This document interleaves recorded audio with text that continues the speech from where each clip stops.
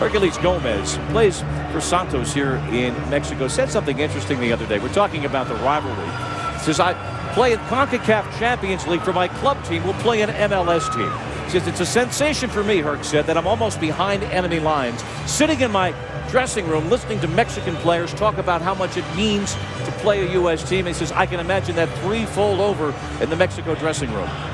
Herculez is getting an incredible view in, because for those of us that never had that opportunity, we just had a perception of what was going on over there, but they take it as seriously as the U.S. team does. It's something that's grown and gotten better. I think it's the greatest rivalry in the world. I know I'm biased, but when I think you look at the fact that obviously the proximity of the countries, but also the fact that started out all Mexico, then the U.S. got good, then Mexico got good, and it just gets bigger and better every single year, and I love it. Jorge, I was struck by the fact that Herc said it was as if I was behind enemy lines. Well, I tell you what, let me tell you, there are many other great rivalry like Brazil-Argentina. It's fantastic also, but I will say Mexico today feel comfortable against U.S. Mexico knows that it's better, much better than U.S. today, unless something could happen here close to a miracle.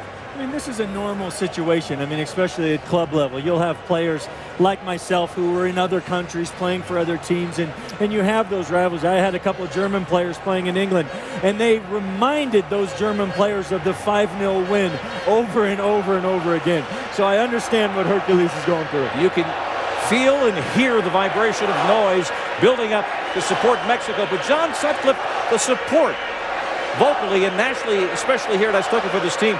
Small crowd last summer for the friendly, only 44,000 here for the draw with Jamaica. We are told it will be sellout tonight, but it's yet to be full. What about the support for this team? Oh, it's essential, Bob, and they even lowered some of the prices from the game against Jamaica. I just spoke with the PR of the Mexican Federation. It's a sellout. I think it's a late arriving crowd, a lot of traffic to get to this part of the city. But it's key. I think they found a way through sponsors to make sure to get a sellout crowd, especially what we were talking about. Last time against Jamaica, the crowd turned against them, and they just need fan support. Sometimes this becomes like a VIP event, not necessarily the real fans come to see the Mexican team because of the ticket prices. In fact, John, didn't you say it's almost like a Super Bowl crowd? Yep. The moneyed crowd. Yep. Well, the flags are making their appearance as we await the appearance of the two sides.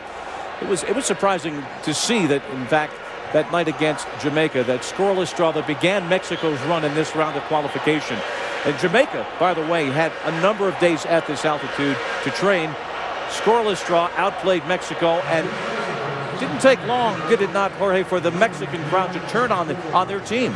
I will tell you, tonight could happen the same thing if for the 5 minutes into the second half, Mexico hasn't been able to score, things could change dramatically from the fans to the players of the L3. I think that's a little bit of a problem, that this very talented Mexican team really hasn't scored off the chances that they've created in the numbers that you would expect. And I think the American team needs to be a little bit wary, because I think at any time this Mexican team is ready to break out. Can I add something? Today, Oribe Peralta is not there. I think this is the best Mexican team that Chepo can put on the field. Only one striker and then surrender from playmakers. I think they are going to have many possibilities. And on the other side, we talked to Jurgen Klinsmann this morning, and I asked him point blank, give me a percentage in terms of what this team is for the U.S. And he said, well, it's probably 50 to 80% of what his ultimate U.S. team would be. And I'll tell you what, 50 to 80%, let's put it in the middle, let's call it 65%. No chance you can come into Mexico City with that. If this U.S. team isn't pragmatic, and I think they have to absorb pressure and counter. If they try to push and they try to high press, Mexico will break that pressure, and they won't get one, they won't get two, they will get three. Your eye drawn there to Matt Beasler, earning his second cap tonight in central defense because of a hamstring injury to Clarence Goodson. You heard the arrivals of just the substitutes on the bench, and the passion so evident You don't see that at the Super Bowl all the time. And Mexico with Reyes, they've got their own question. A young defender, Jorge. Yeah, he's a young defender, but a very experienced, already played in the Olympics. He played for America. He played Copa Libertadores. I mean, it's no problem with his age. He's great. He's going to play in Portugal. No problem at all. He's as good as Massa Rodriguez, believe me. Jurgen Klinsmann has done well as a player and as a coach against Mexico. All the local papers call him Coco del Tri, the bogeyman of El Tri, pointing out that he had a goal against Mexico in the World Cup back in 1998 and played in a scoreless draw here at Azteca. Also played in a draw on the road in Dresden back in 1992, and of course coached the United States to that win back in August, and his first match ever as head coach of the USA 20 months ago in Philadelphia, a draw against Mexico, and of course coaching Germany to the Confederations Cup 4-3 victory over Mexico. So Klinsmann is known in Mexico, and here are tonight's teams, and here at full volume up to 11 is the sound of Azteca.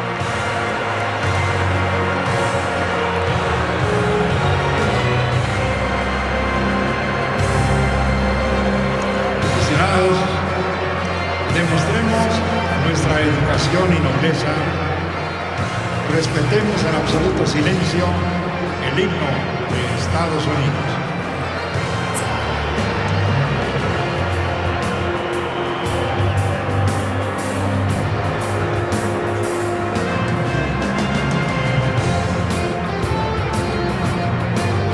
En este momento damos la bienvenida a los equipos de México y Estados Unidos.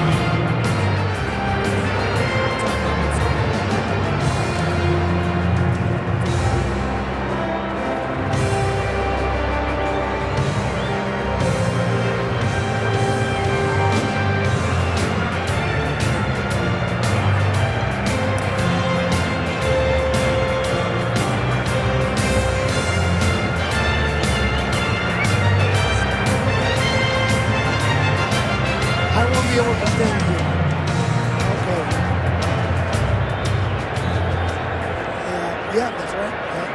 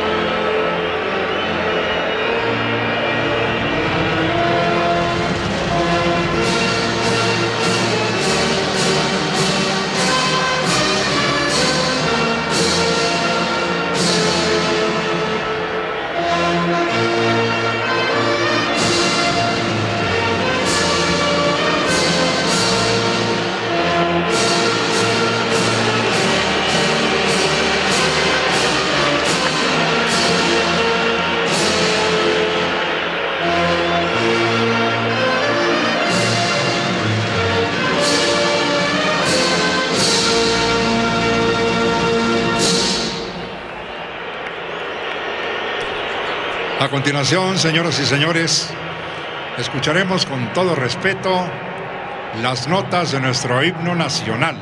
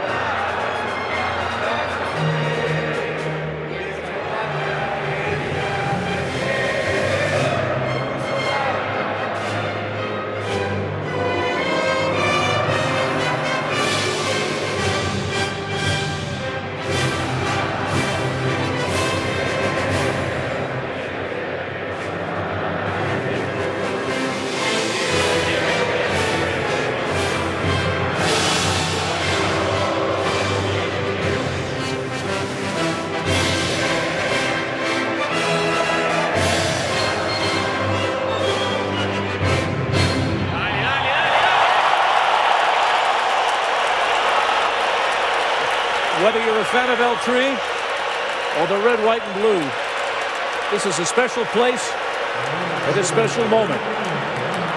Clint Dempsey, the captain, the Yanks, they're here in some force.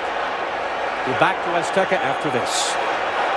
Against the United States, the 61st edition of one of the world's greatest football rivalries.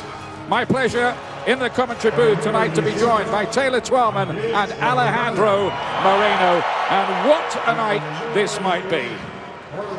Well, listen. Taylor, first of all, your question. Who is the United States player, the Gatorade performance player for you? Ian and Alejandro, no doubt Brad Guzan will have to make saves like Tim Howard did last August, but it's his ability to come off his line that could really help his inexperienced center backs deal with the crosses that Mexico will create. No doubt whatsoever that Guzan will have to be huge tonight. Guzan playing against Mexico for the first time. He's one of only 3 players, though, who haven't played in this stadium before. Remember, the USA did win that friendly here 7 months ago, their first ever win on Mexican soil. And the USA in an all-white outfit tonight, playing Mexico, decided to change their normal colors as well. Not the green, it's all black for Mexico, who haven't won yet in this group. Only 2 points from the first 2 games, and a bit of pressure on the coach, Alejandro. There's certainly pressure on this coach. 3 points today are a must. He's built enough equity to be part of this national team for a while, but they have to win tonight. Giovanni Dos Santos, such a tricky little player, will play just behind Chicharito. This is Guardado. Straight away, just as the United States expected, Mexico will try to come fast out the box. It's not the worst ball from Giovanni Dos Santos, but Guzan will be thankful for that nice early catch. What an atmosphere here. The USA maybe only just across the border, but they know they're a long way from home here. Close to 100,000 fans in this stadium. Here's Jeff Cameron again at right back. 2 enforced changes, remember, for the USA. Jermaine Jones injured, Clarence Goodson injured. What a test for the central defenders. Omar Gonzalez with just 5 caps, and Matt Beasler of Sporting Kansas City with only 1 going into this. Keep in mind, though, that there's an understanding between Gonzalez and Matt Beasler. They trained in January for 3 weeks together, and I think when Jurgen Klinsmann was looking at his starting 11, whether or not to move Maurice Edu at center back, bring in Kyle Beckerman, I think he's begging on that, the fact that Gonzalez, Beasler, they're on the same page since January. January camp is not Azteca Stadium. It is not Azteca. January camp and game against Canada is not the same environment, it's not the same game, it's not the same kind of pace.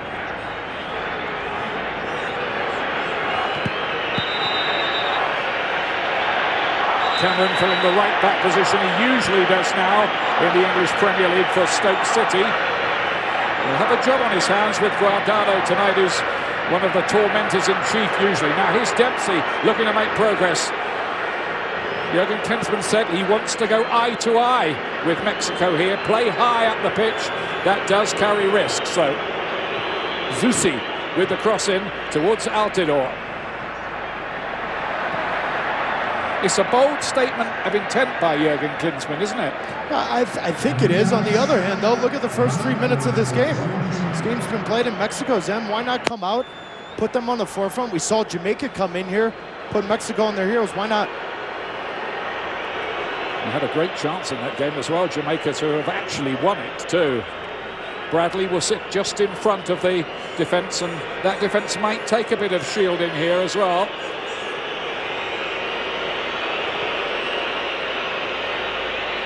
Dempsey finds himself in some space.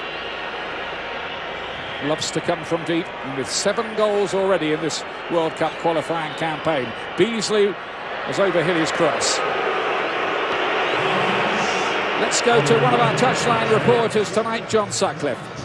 Ian, yesterday, Jose Manuel de la Torre in a press conference asked the fans to get involved, to start booing the U.S. team, taking into account what happened when they turned against them in the Jamaica game. And you know, it's not the 96,000 yet that we were told it was a sellout crowd, but little by little the fans are warming up. But I think their patience will run out if Mexico doesn't generate some offense. Thank you, John. That will be interesting to watch. It's the last thing, of course, the Mexican players need, with home advantage, massive home advantage. The altitude factor as well is for the fans to turn on them. That might not happen till much later on. Here's Torres Nilo, the left back. He's done well there. This is Giovanni Dos Santos again, finding plenty of space and playing pretty wide early, Dos Santos. Yeah, and that's the combination that you have to be concerned if you're Jeff Cameron. Graham Zusi was in front of him. He has to help him out and not leave him isolated.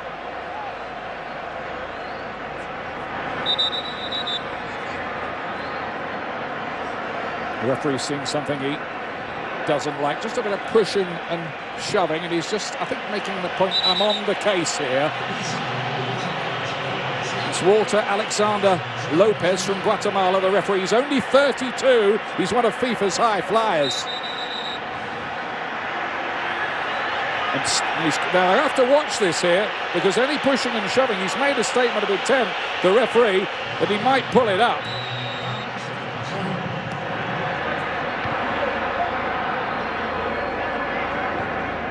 Zusi won the header. It's Gomez helping out his defense. Remember, the United States in 14 visits to Mexico in World Cup qualifiers have got just 1 point in a goalless draw in 1997. That's how hard it is. Here's another thing as well, fellas. In these Mexico-USA clashes, the away team hasn't won for 41 years in qualifiers. So what you're telling me is that it's going to be difficult for the United States to get a result tonight then, huh? We're hinting at that, yes. Here's Omar Gonzalez. Real chance for him tonight to really come of age as an American central defender. Same too for Beasley. Beasler at the back there. On the other hand, the possibility exists that they might be found out too by the size of the job. Is Carlos Salcido being deployed these days as a midfield man and up against his old Fulham mate, Clint Dempsey. Same area of the pitch they'll be operating in a lot of the time. This is the new boy, Reyes, feeding it inside to Salcido. Just 20, Reyes. It's only his 4th cap and he's playing on his home ground. It's Club America, his team play here at the Azteca. Here's Guardado. Now Torres Nilo. Olays from the Mexican fans. Guardado across to Zavala and then wide for Aquino here. And that's good work from DeMarcus Beasley. That is a huge confrontation tonight. DeMarcus Beasley, the rookie left back, emergency left back, and Aquino. But Ian, what stopped that play was he was tucked inside off of Beasler's back shoulder. So then when that ball goes out wide, he's allowed to close it down. Well done. Salcido goes long. Aquino's got in behind. DeMarcus Beasley here. And was there a little shove there? The linesman seems to think there was. Now, where was that? Was it just outside? It's a yellow card for Beasley, who was caught out positionally there. It is outside. He's given it. Well, the U.S. talked about it all week long that they do not want Salcido to be able to pick up his head and hit that 40-yard, 50-yard ball over the top of the outside backs. Beasley gets caught too high. Wow. Early yellow card. Now the rest of the game, that's in the back of Beasley's mind. That's clearly a foul, though. It's two-handed push. You can't argue against that. They've got to watch Chicharito around the near post here. Scored 2 like that in the game against Honduras. Wood, it goes fizzing across the face of goal from Giovanni Dos Santos. Didn't get the touch it needed, Alejandro. No, it certainly didn't, but you now see Mexico starting to establish themselves in the game. It's actually a pretty good cross in, and Guzan wasn't too sure about it. When Mexico is able to get rhythm, and they started moving the ball side to side, sprinkled by a penetrating pass that cuts out defenders, that's when they become very, very dangerous.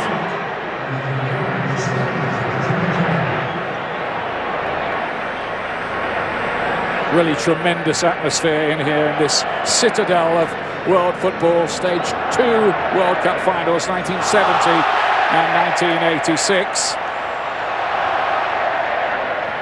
Zavala doesn't find Aquino this time. Aquino's one of the new wave who've come through the Olympic triumph and has been fast-tracked into the senior team. He's a real little bundle of trouble, isn't he? Well, he certainly is. He's pacey, he's slippery, he's very good. He goes inside, he goes outside, and he's going to put tremendous amount of pressure on DeMarcus Beasley throughout the course of 90 minutes. My favorite part about Aquino's game, Alejandro, is how far he pulls out wide. It really isolates that left back one-on-one. Guardado operating slightly more centrally here. Bundled over. But the referee not giving it. Cameron on Chicharito. Away by Beasler. Degree course for him in there tonight. They've got to keep the passing slick and be able to hold on to the ball to gain respite, the United States here. Maurice Seydoux getting his first start in the last 7 games because of that injury to Jermaine Jones, who's flown back to Germany to rejoin his club Schalke. Ankle and foot up the size of a balloon after the game the other night.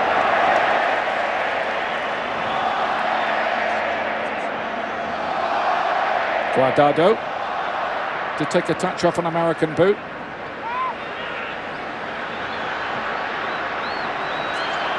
Zavala feeding the ball wide to Mesa, the right back, and once again here's Aquino, and that's this match again, him against DeMarcus Beasley. I think they're going to target that area all right. Well, if you remember last August, Ian, Aquino came into the second half. He was against DeMarcus Beasley and ate him alive for about 15, 16 minutes.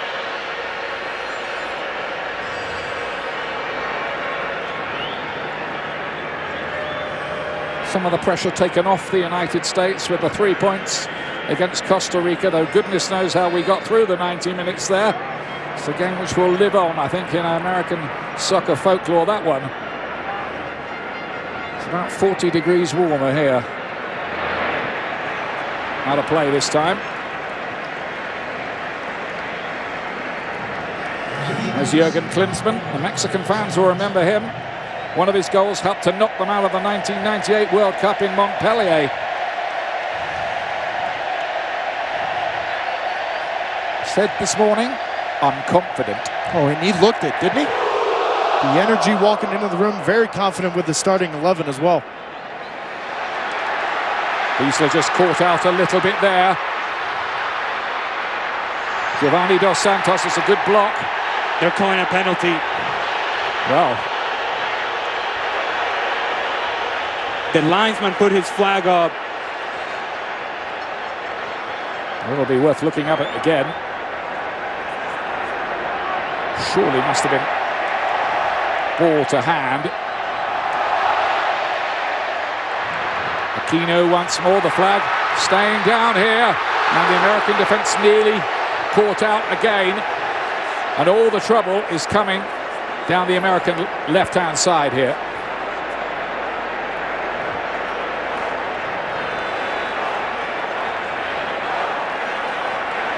They're beginning to turn the screw a bit, Taylor. Yeah, and that's what you're starting to see. Michael Bradley and Maurice Seydoux were talking to each other, and that ball was cleared out to stay more connected in front of Beasler and Gonzalez.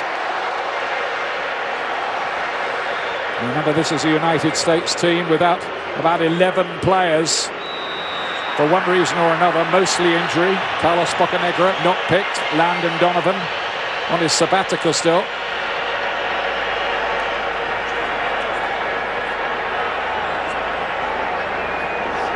Is Bradley. Zusi back to Jeff Cameron, one of 6 European-based players in the American team, 3 from Major League Soccer and 2 who play here in Mexico. That's DeMarcus Beasley and Herculez Gomez.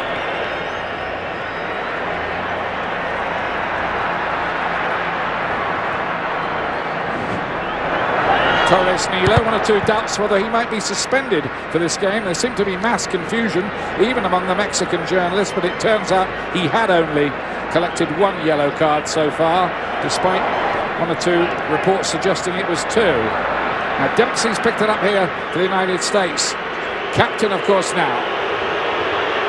Gomez making a run, and it's a very good ball from Dempsey to feed him as well. Altidore was waiting in the middle. That was the best yet from the US. Perfect timing of that run from Gomez, but it was also Clint Dempsey realizing that he had Gomez trailing.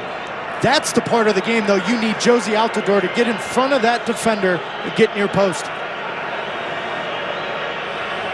Now set pieces. This is easily the US's advantage here. Cameron is very tall, and he gets the header and nearly scores as well.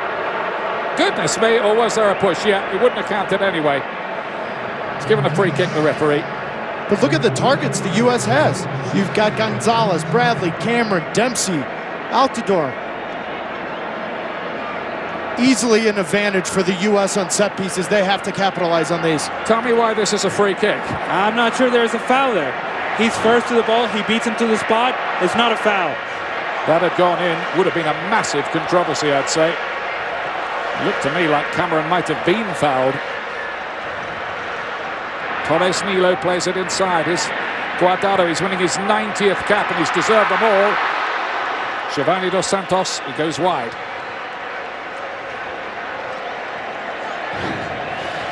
It is amazing, the understanding between Guardado and Chicharito, Alejandro. Immediately when Guardado picks up his head, Chicharito's making that run.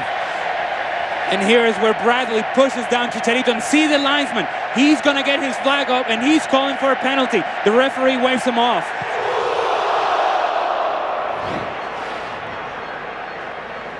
That would have been a tough penalty call if you ask me. By the way, the official on that far side is the referee's brother, would you believe? Apparently it was his stepbrother. Must be some kind of a first, that, keeping it in the family among the officials. Think Chicharito had a case, Alejandro? I think he did. It's a two-handed push by Michael Bradley, and unnecessary. I'm sure that'll be one of about 1,000 talking points before we're through here tonight. But again, it's Chicharito being able to beat defenders to the spot. He knows where the ball is going to go. He beats you to the space, and he was going to get in a very dangerous position. Shocked you find that a forward falling over is a foul. Well, that's a low blow there. Do you tend to find how these incidents are read differently by players who played in different positions? This time the offside flag is up. Chicharito a long way offside. Now then, let's have a look at this again. Was Chicharito fouled here by Bradley? Well, it's a two-handed push. Yeah, but this is at slow-mo right now. Is the referee seeing that at full speed? Well, the referee's not, but the linesman did. No penalty for me. He happened away from the ball, didn't it, as well? But the linesman was flagging, and the ref chose not to consult his brother.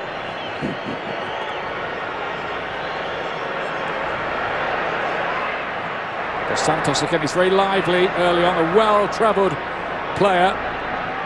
Aquino towards Zabala, who's got forward from midfield. A player that the coach De La Torre likes a lot now. Guardado looking for little 1-2s around the edge of the box. Mexicans looking for their first win in this hexagonal group. Now Bradley's been caught out there by Dos Santos. Lovely little chip through. Beasley as well with his header there, covering the movement. What a night for Matt Beasley. Crossed in here towards Dos Santos again. He's everywhere early on. Well, what a night. 19 minutes into this game. Nerves haven't been a part of it for Beasley.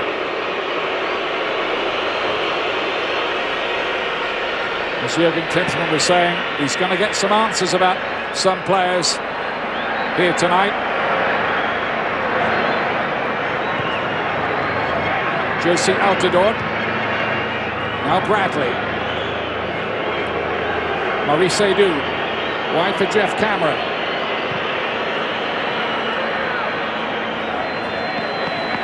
Gomez was the target on the back post. He'll be used to playing in this stadium from his time with Santos Laguna. He said it's very difficult playing here, but it's not impossible.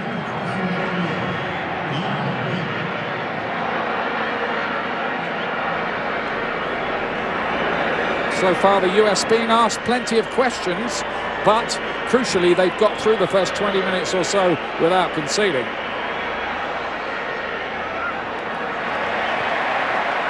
Dempsey was looking for a bit more support. It's to Santos again. Watch Hernandez's movement. And there's going to be a yellow card here. A second one for the United States. Beasler this time. We've got Beasley and Beasler in the book already. Well, when Giovanni Dos Santos gets ahead of speed and he's able to come at you, he's very difficult to stop. Beasler dives in, and it's a clear yellow card. Might have actually been a very good foul because Chicharito Hernandez was making the run off the shoulder of Omar Gonzalez behind the play, and it could have been a very dangerous situation for the U.S. Alejandro, I think the cliche of choice is he took one for the team. It's a long time to avoid another.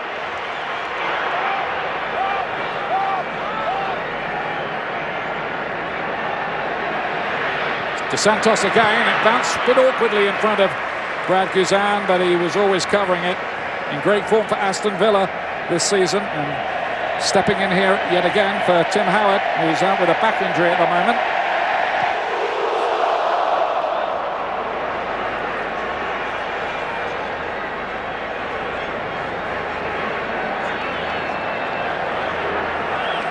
Mexico again looking inventive and finding little gaps between the midfield and US defense. Zabala wide, and here's Aquino again to the near post. Comes Hernandez, that's what he does. Thinks quicker than everybody. Got there, couldn't finish it this time. No, and this is what we saw in August last year, is that Chicharito would find these half a yards in front of the US defenders, but he wasn't as clinical in front of the net. I'll argue with you that Omar Gonzalez, he does a good enough job. Yes, he doesn't win that ball, but he's in between Chicharito and the goal here. That's good defending from the center back. Omar Gonzalez of Los Angeles Galaxy, of course. Cap number 6 for him. His uncle used to play in Mexico for Monterrey. Massive moment to be playing against Mexico in the Azteca.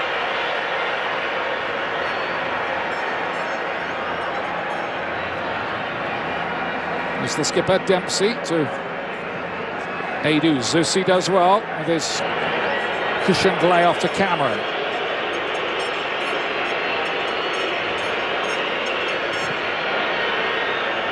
Cameron again getting forward down the right-hand side. ESPN's presentation of this World Cup qualifier brought to you by TGA Fridays. In here, it's always Friday. And by Travelocity, the world is waiting. Go and smell the roses.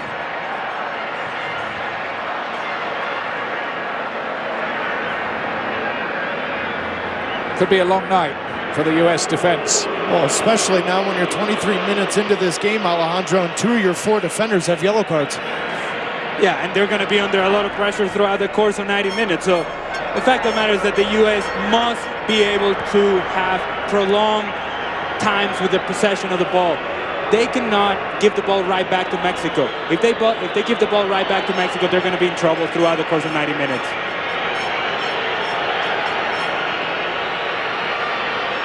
You're watching the big World Cup qualifier, the grudge match. Mexico against the United States, live from Estadio Azteca in Mexico City.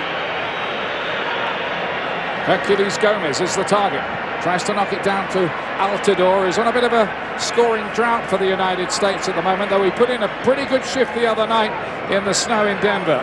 He's easily coming off his best performance in the last 6 months for the U.S. But remind you that the last corner kick the U.S. had, Gonzalez will go near post, and then Cameron's going to follow him. He's going to try to use either Dempsey or Gonzalez as that pick. Can they do something from the set piece again? Plenty of white shirts in there for the USA. Not with deliveries like that, they won't. And you cannot waste those opportunities when you're playing here at Estadio Azteca. These are the sort of chances that the U.S. has to take advantage of. You saw the Honduras game. Mexico gives up opportunities in set pieces. They don't mark well in set pieces, and this is a strength for the United States. Goes out of play, gives us a chance to update you on the other games going on tonight in CONCACAF. Costa Rica, Michael Umania with the goal to put them ahead against Jamaica, and Panama are leading Honduras by a 0-0. Honduras topping the group early on, but this is their first away game. It's little Aquino again. Dos Santos looking very classy. They subbed him at the weekend, tries to find Aquino once more. Again, the USA shut the door.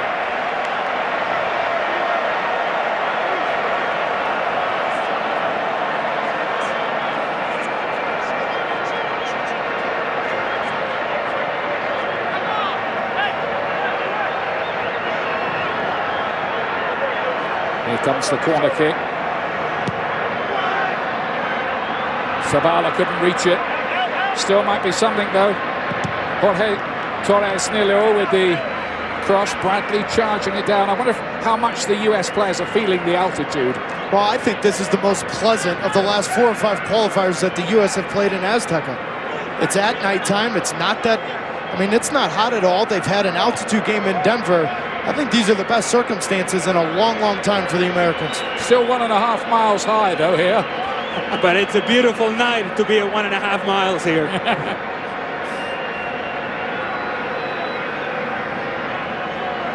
I'm told it does rather tug at the lungs a bit, particularly early on in a game.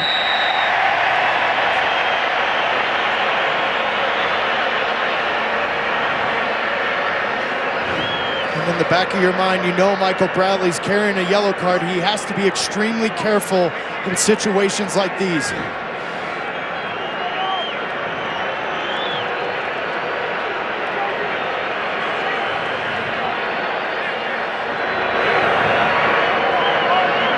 So Mexico with the free kick.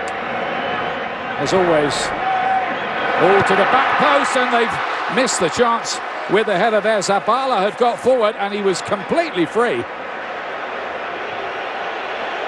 And that simply cannot happen. This is a strength for the US, right? We can all agree on that. Set pieces, you cannot allow a guy totally wide open in the back post. I think they're so busy watching Chicharito and wondering what he's doing that it might give the opportunity to 1 or 2 others to steal forward, and I think that's what Zabala was up to there.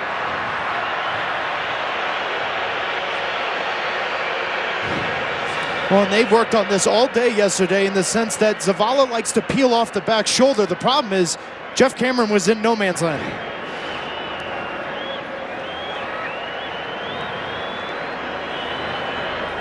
It was interesting talking to Omar Gonzalez yesterday. He said, I'm going to need a swivel in my head, I think, defending here. It'll be a case of putting out fires before they start, was how he put it. But Ian, that's also the power of Azteca, because communication is virtually impossible. So when you're defending on set pieces, whether it's backdoor picks or running into each other, you have to be very astute with who's around you. Jeff Cameron got caught. Taylor, you have to get a body on the guy. You cannot be 3 yards away from him. That's just simply unacceptable.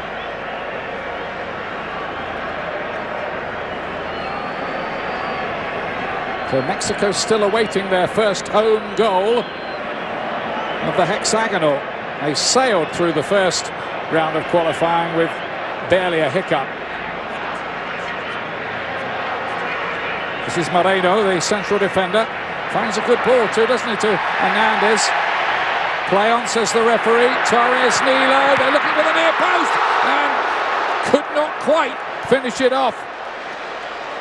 And again, it's the place interchange, it's the movement, it's the quick passing in the final third. You see a third man running here. Chicharito turns on the ball. Third man running with Torres Nilo. Good run into the near post by Chicharito. And you expect the best finisher in this region and one of the best finishers in the world to put this in the back of the net. It's a great move. It deserved a goal. It didn't get it. He still hasn't scored against the United States. the plays interchange in that particular play where you have guys popping in different spaces and running into different spaces. That third man running with Torres Nilo down the left-hand side and the movement in the box was excellent by Mexico. And Alejandro, where does that come from? It comes from Guardado tucking inside, which then makes it a nightmare for Jeff Cameron.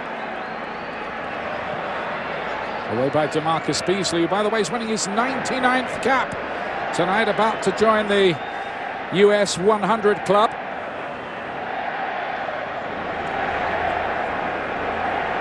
And again, he's just slightly caught up in a position. Did find Aquino. It was a good recovery, though. I'm going to get the corner kick here.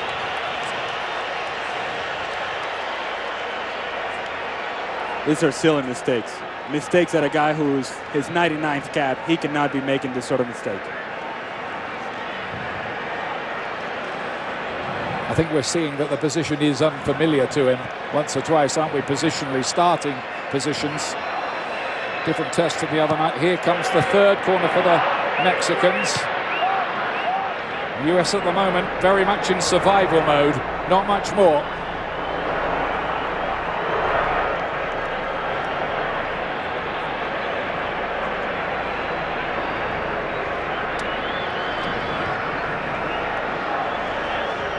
Well, the plan was to press high as much as possible, but that has proved a forlorn hope, really. The Mexicans have dominated the ball, had a couple of chances, will feel they should be ahead by now, but they're not.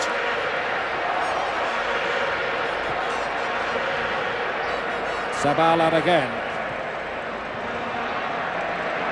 Playing very, very well, in fact.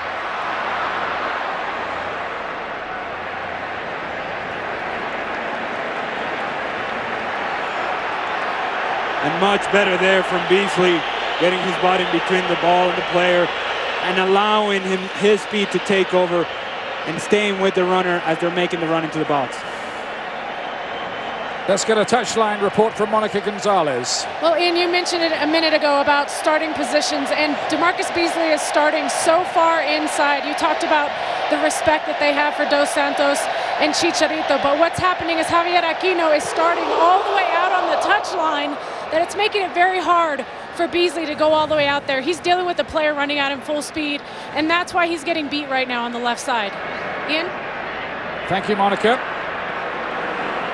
That's been one of the feature battles, if not the feature battle. Dempsey's found a little pocket of space here. I'll be very aware of the threat that he can pose. And Dempsey stayed down as well, too, which is a little concern for the US. Only recently back from a calf injury, which kept him out of 5 Tottenham Hotspur games.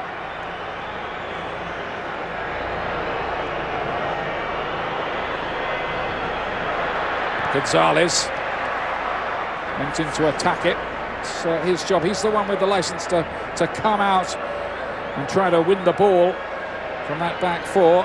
And don't forget, Major League Soccer's Game of the Week returns on Sunday, the 7th of April. Chicago Fire hosting Thierry Henry and the New York Red Bulls. That's at 5 Eastern, ESPN2, live as well on Watch ESPN, if that suits you better. Zabala, cut out by Beasley. Just his second cap. By the way, he was offered a trial by Club America, who play on this ground. Was Beasley signed a new deal instead with his MLS club.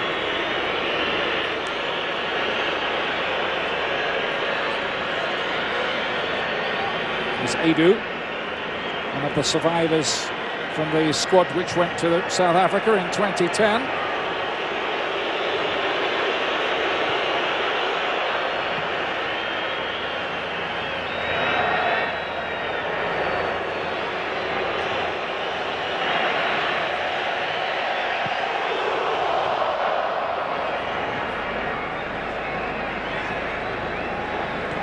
For Taylor, they've got through the first 33 minutes. Well, and that's exactly what you want, because now you can feel the anxiety right now, can't you, Ian? This crowd's getting a little busy. Now you put together 4, 5, 6 passes. This is what you want. 34 minutes in, 0-0. And that's the key you just mentioned. You have to put together more than 4 and 5 passes, because in order to truly break Mexico's rhythm, you have to have the ball if you're the United States. Ball was given away there by Edu. Here's Aquino again. He's only 5'5", the little winger, starting a long career. And Guardado on the other side.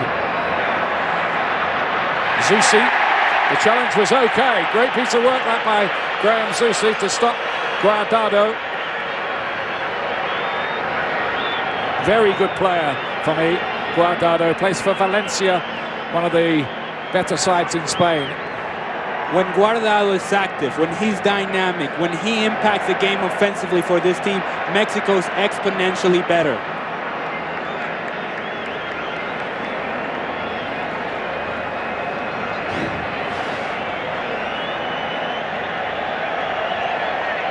That's a good tackle by Graham Zusi. It's a good tackle. But again, it's a lot of pressure on Guardado. He's going to keep coming at you, and he's going to keep coming at you, and eventually he's going to break you down. That's the quality of a guy who plays at a high level like Andrés Guardado.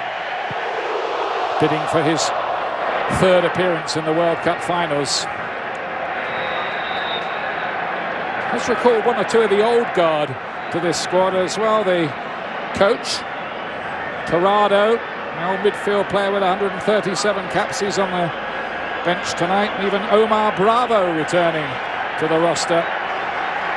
But right now, Alejandro, you look at Mexico, it's almost as if they're playing with 4 forwards.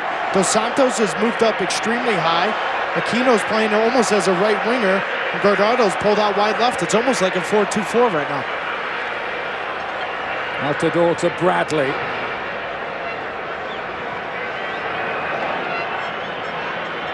Bradley, who's not been in the starting lineup for Roma recently. He's had to make do with a place on the bench just lately.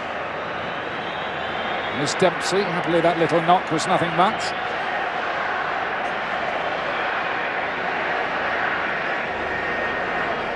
They're finding it hard, the US, to exist as an attacking force here.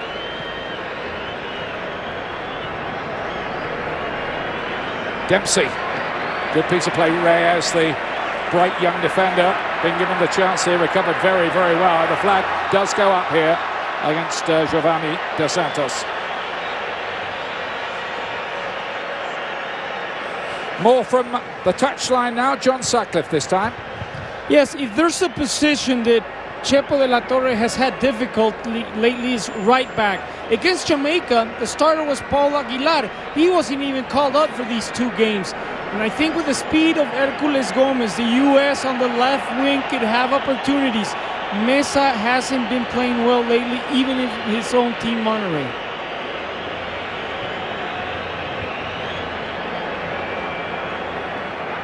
Has to be more accurate for Altidore than that if he's going to make it stick and let others join him.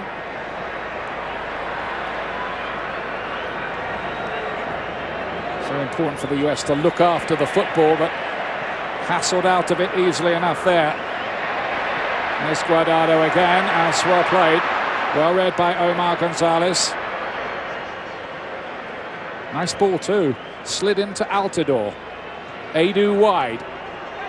Bit better this from the United States, just beginning to play a little more in the Mexican half, almost for the first time for any concerted length of time. Cameron's header won't be a problem for Ochoa, the goalkeeper, part of the soap opera of Mexican goalkeepers. Guillermo Ochoa back in goal now. And I think the word around the coach, the team really, is that Jesus Corona, who's been #1 for a long time, hadn't really done anything wrong to get replaced. He did absolutely nothing wrong.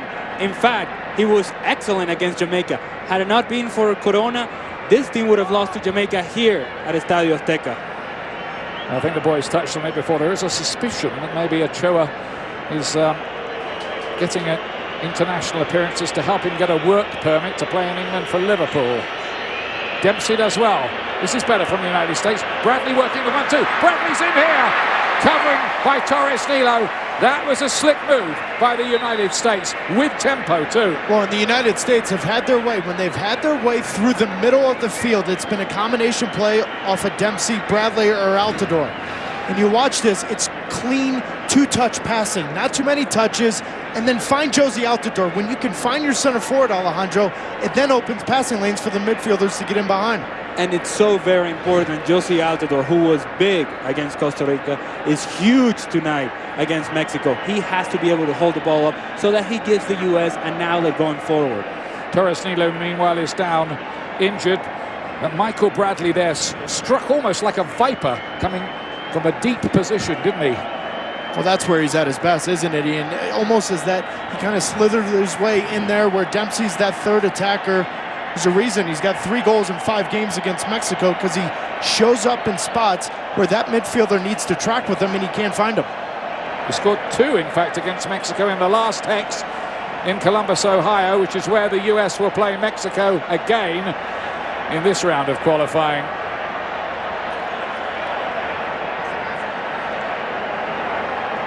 Torres Nilo is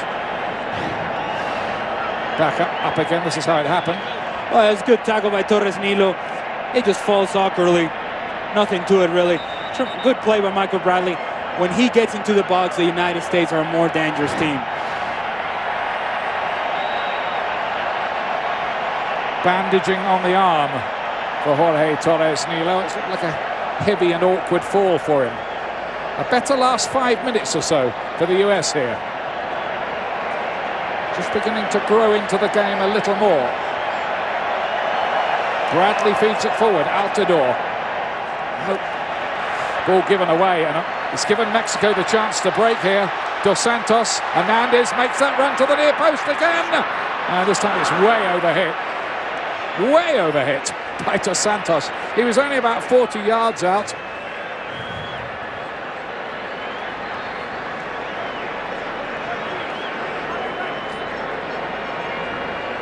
Well, it's intriguingly poised, this. Always the hardest game the US play in World Cup qualifying. Beasley has to watch his step. Remember, he was booked early, and the referee might be on his case. He can afford no further serious transgression. He'll be under pressure throughout the course of the night. We said it before. Aquino will not stop going after him. He knows there's an opportunity for him to go after Beasley. He knows that he can create problems for the United States. Remember, in the second goal against Honduras, Guardado wants to hit this really hard near post and just have Chicharito get on the end of it. Maurice Edu needs to be on his toes. Reyes, the defenders, come forward as well here to add some extra height. Play towards the near post where again Sabala was trying to get the little flick. Do love to hit those low trajectory, pacey crosses that just need one little touch. They're good at them too.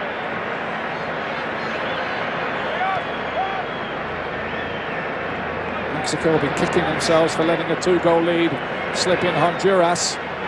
2-2 draw in that one.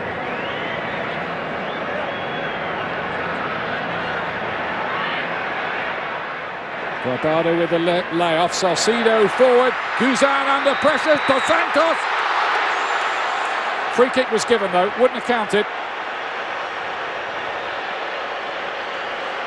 But there were some missed heartbeats there in the US defense. Well, and this is a sign of a confident goalkeeper right now, because Guzan knows if he comes off his line, he has to get this ball, no matter what. And he makes sure, not only if he gets the ball, he takes the forward with him. That's huge, because now when you have 2 inexperienced center backs, knowing that you have a keeper behind him that's very confident coming off his line, it's an extra asset, Alejandro. He's been in tremendous form with Aston Villa. Absolutely excellent, because he has absolutely no help in that defense. Sabala decided not to apply the hand of God there, and we're on the stadium where it happened. How honest of him, huh? It was one of those, wasn't it? Similar thing. Shilton coming out, Maradona. This time it was Brad Guzan and Sabala of Mexico.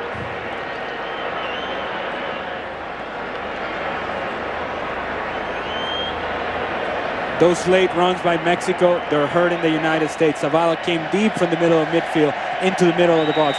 That third man running is really hurting the United States defense. Coming up at halftime, our studio team led by Bob Lee. will give you their analysis, their take on developments so far. And so far, so good, really, for the US. Still goalless here. Here's Maurice Edu. Dempsey. No, it went out of play. Went out of play. Just the odd moment from the United States. And don't forget, the Manchester Derby, United v City, Monday, April the 8th, 2:30 on ESPN. It's not a coincidence right now that the U.S. going forward have found a little rhythm because they're playing off the feet of Josie Altidore. And it's nothing new. It's nothing revolutionary. It's open back play. You give it to your big guy, have him hold the ball up, and then everybody else joining the attack. Beasley with the header.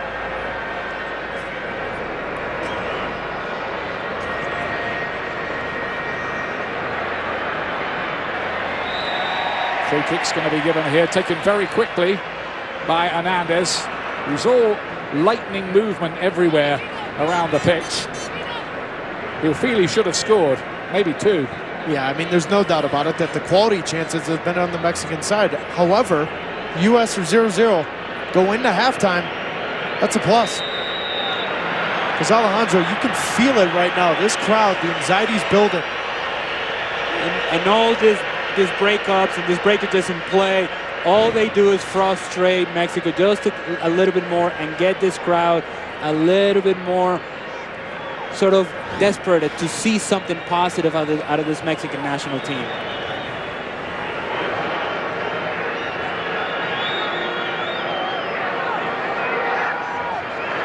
Gomez is going to take the free kick. He likes to be in charge of the set pieces and scored a great winner from one of them against Jamaica earlier on in the qualifying. That's towards the back post. It ought to be Ochoa's. He made heavy weather of that, electing to punch it. It looked like he could have caught it.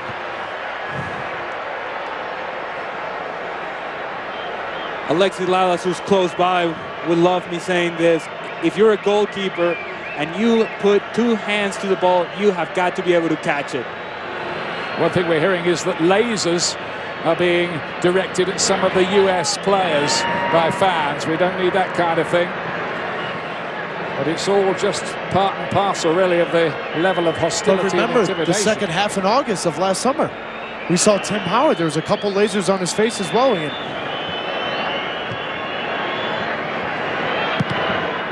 Susi battling away well down that right-hand side. He's covered every blade of grass down there early on. It's a bit of a miscue, that one from Beasley. It's okay, though, for the US. So nearly got to half-time here.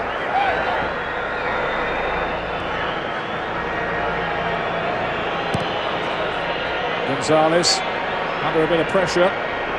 How are they doing so far? Beasley and Omar Gonzalez, the rookie international defenders. They're doing okay in that they're keeping the shutout, but they're going to be put under a lot of pressure. The second half, I expect Mexico to be even sharper, even better in their movement, and that movement on and off the ball will be very difficult to stop for both of these guys. In the second half, though, if Mexico wants to create something, they have to get something from Dos Santos. Too quiet of a first half for me. That is half-time. There are boos from some sections of the Azteca crowd for Mexico who haven't got the breakthrough that they were hoping for. It's a clean sheet so far, only so far, for Brad Guzan. Lots of drama to come as we hand it back to Bob. Thank you, Ian. You could feel the pendulum swing over the last 15 minutes of the first half, and you would see a few Mexican players sprawl to the grass. Physical play from the United States, and scoreless at halftime. Exactly what the U.S. was hoping for. Sitting pretty. Absolutely no problem from a U.S. perspective. They defended well. They defended the cross well. Didn't give up much. Had more possession than I think they probably thought they were going to have. Led to some opportunities. Set pieces, we talked about it earlier. They come. They got to take advantage of them. And funny enough that Mexico's yet to get a shot on goal. We talked about Brad Guzan, and he needed to be kind of at his best tonight. And so far, the defense has done a great job of really closing down shots, but also Mexico a little bit guilty of not taking advantage of a couple of the chances they've had. And we heard some boos, Jorge, coming down the stretch after that whistle of the first half. That's right. The crowd is turning around, and 5-10 minutes into the second half, if this keeps going this way, things are going to change from the side of the field. Let me tell you, Mexico is not playing well. giving too much space to the middle of the U.S. team, and Bradley and Edu is reading the game so well, controlling the ball so well. So the rhythm of the game is the one that is convenience for U.S., not for Mexico. That's right. As we said, for the last 15 minutes of that first half, better possession, composure. Brad Guzan, through 45 minutes, has frustrated Chicharito. It's an evening of physical play and pressure. We've got highlights and scores from around CONCACAF as we continue. Estadio Azteca filled to the brim. And to the last minutes of the first half, not very happy at the Mexican national side in a scoreless draw with the U.S. Elsewhere tonight in this final qualification group in CONCACAF, Costa Rica coming in on 1 point with the lead of 1-0. Manu's goal in the 22nd minute. And Panama at home, Honduras leading the group beginning play. And Tejada wasting no time in the second minute with a 1-0 lead on Honduras. So should Honduras lose, things would tighten up a little bit in CONCACAF with Jorge Ramos, Casey Keller, Lexi Lawless, I'm Bob Lee. So Honduras pulled back to the pack perhaps tonight if that result holds. Yeah, we've talked about this earlier about, for me, this is the most competitive hex in recent memory. And all of these results, whether it's the ties, whether it's people going like this and like that, you're not seeing anybody pull away from the pack and you're not seeing anybody drop to the bottom right now. So it's going to be interesting to see as these games click on through the summer who does rise to the top. Yes, it is true. This is going to go all the way to the end. It's going to be very tight to the end. Up to this moment, that's what we are seeing. And I don't see that can change in the near future. The similarities in quality between teams, I mean, are amazed these days. Top three in CONCACAF go. We know it's going to be New Zealand. Play the fourth place team at a home and away. Well, and it could be really any one of these 6 teams right now that could possibly be playing New Zealand. That's a heck of a long way to travel. Yeah. And you don't want to really, you've got all these games to try to get 1 through 3rd spot. You don't want to go down to that 4th place. Other results today, big 3 points that Spain really needed. They got them in Paris. The Dutch with the overwhelming win. Bolivia and Argentina to the draw. England, disappointing draw at Montenegro. Bob Bradley's Egyptian Pharaohs in Alexandria with the 2-1 win over Zimbabwe. And Ecuador 4-1 over Paraguay. A lot of folks rooting for Egypt. Of course. I want Bob Bradley to do well. I want Egypt to do well. I think it'll be wonderful to see Bob Bradley and Egypt in the World Cup, given what he has meant, not just to U.S. soccer, but what he is meaning to that country over there right now. And that team in Egypt means much more than football because of the turmoil and the political upheaval in that country. And Bob and his family, they've been there through this. Exactly, but football is that one sport that kind of brings everybody together, and Bob is right in the heart of it, and it's so cool to see an American succeeding on that level. Embracing the Egyptian nation, so they got their 3 points today. 3 points at stake here in Mexico City. It is scoreless after 45 minutes. The USA with the better run of play for the latter moments of the first half. Highlights as we return.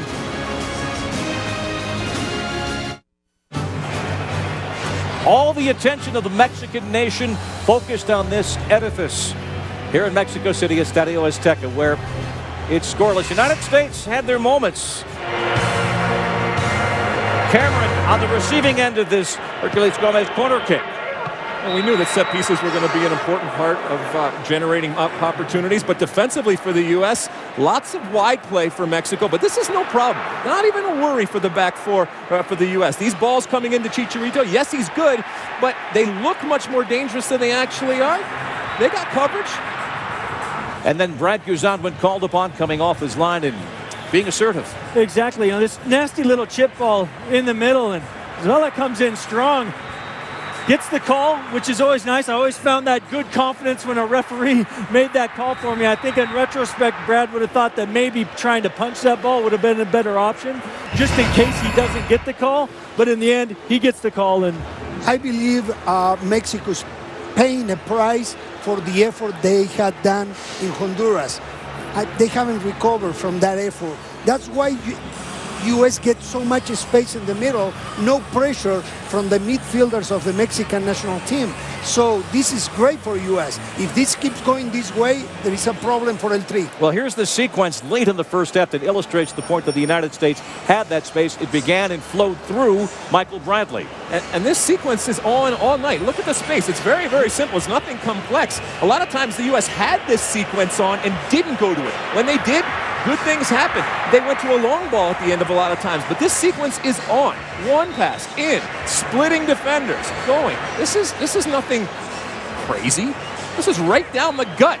And Mexico is getting it. They're giving it to them because they're caught in two minds. Either they're going to press high or they're going to pull back, but they're trying to do both. And it's been a chest-to-chest evening for the United States. Two defenders early on with yellows. No goals up yet. Back in 1997, the USA, this scoreless draw, came away with a point. Right now it's scoreless. 45 tension-filled minutes to go in front of a crowd that desperately wants El Tri to come alive against the Yanks. Back to Ian and the guys after this. Welcome back to the Azteca Stadium. Ian Dark with you alongside Alejandro Moreno and Taylor Twellman. Goalless at halftime. Mexico might be a bit unhappy that they didn't get a penalty for what looked like a shove by Michael Bradley on Chicharito in the first half, though my two colleagues are arguing about that. Was it a pen or not? Alejandro. It was a penalty. Of course, Taylor would say that it was a flop. I should know what a flop looks like. I was known to do that ever so often. The fact of the matter is it was two-handed push. The assistant referee saw it, put his flag up, and the referee waved him off.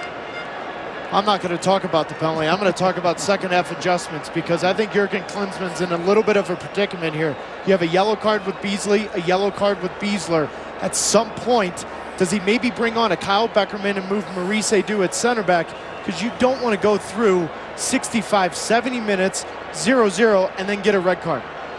Yeah, interesting. Clarence Goodson, by the way, who pulled out of the game quite bravely because he went through the training okay yesterday, but was feeling his hamstring a little and was honest enough to say to Jurgen Klinsmann, I might not be able to do much more than an hour and I don't want to take that risk. I wonder whether he might be able to do 20 minutes or so here, but he did warm up before the game. I think doubtful, wouldn't you guys? Well, if he wasn't ready to start, he's not ready to play. So honestly, he shouldn't even have dressed if he's not physically ready to play.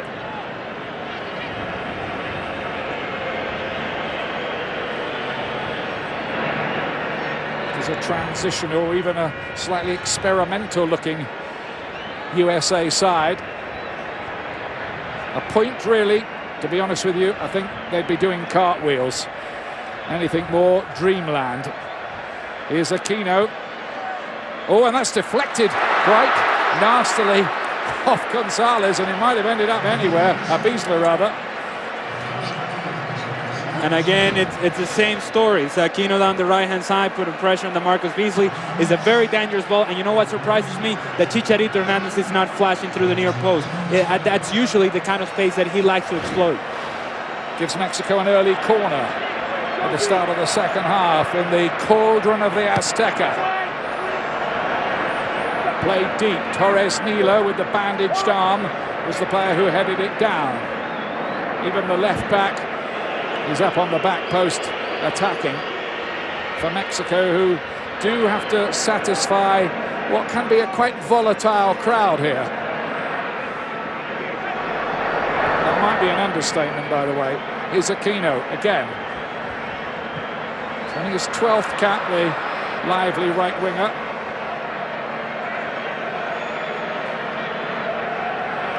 Jeff Cameron.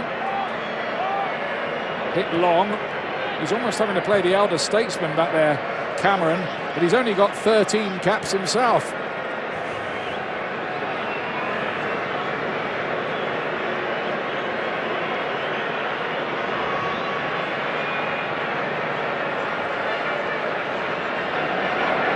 Moreno plays it down the side. Torres Nilo was unable to make it stick.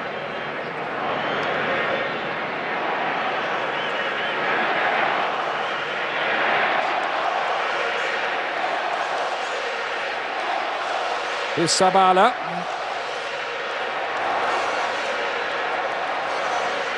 Some activity on the bench on the far side, and the Mexicans seem unsure whether to put the ball out of play just at the moment. I don't think we can get going again. Here's Diego Reyes, who's being transferred for about $9 million to Porto in the summer. That's how promising he is. I think they think he's the next big thing, and Mazar Rodriguez, the captain who's suspended for this, might just have a bit of a battle to get his place back on a regular basis. Here's Guardado.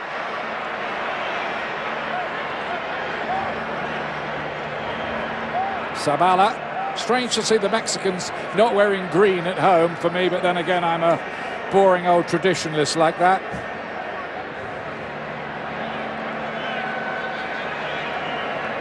Dos Santos.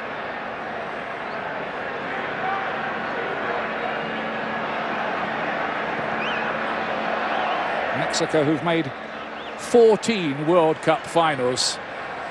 Tremendous record. There was a time when they dominated United States on a regular basis. In fact, the USA didn't get a win for a 46-year spell at one point. Here's Edu.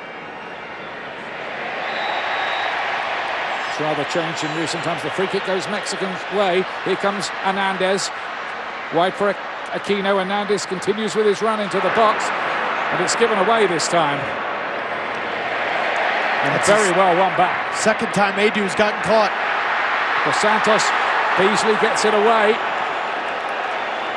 The most important job when you're in the middle of the field, if you're Edu or Bradley, is right when you win that ball, you have to find an outlet because Mexico will immediately put pressure on you coming out of the back. If you give up a ball in a dangerous situation like that, your back four is on its heels.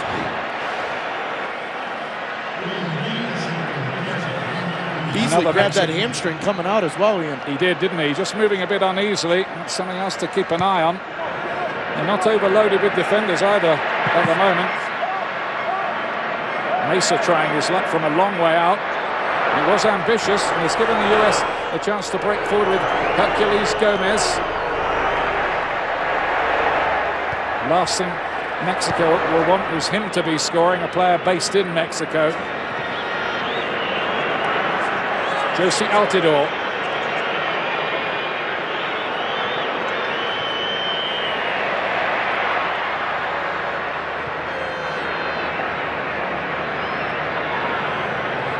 Guardado.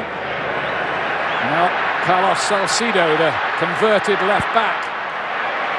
Torres Nilo, the left, puts a great ball in towards Hernandez. Is it? No. Just too near. Brad Guzan. Guzan had only played 20 minutes for Jurgen Klinsmann before last Friday. And you can see right away in this second half that Mexico has a different attitude about the game. They're pressing higher up the field. Their endeavor and their commitment to win the ball back is very clear at the start of the second half. Here's Dos Santos again. Cameron had read it though. Zusi. Now, how intelligently can the US build the attack here?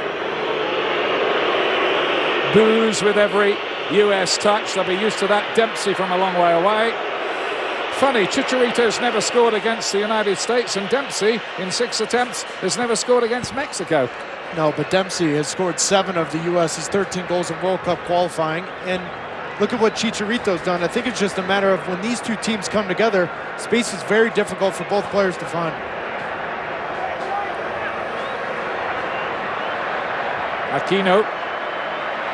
Twisting, turning. Oh! It looked a bit more dangerous than it was. I think it hit the back stanchion, that.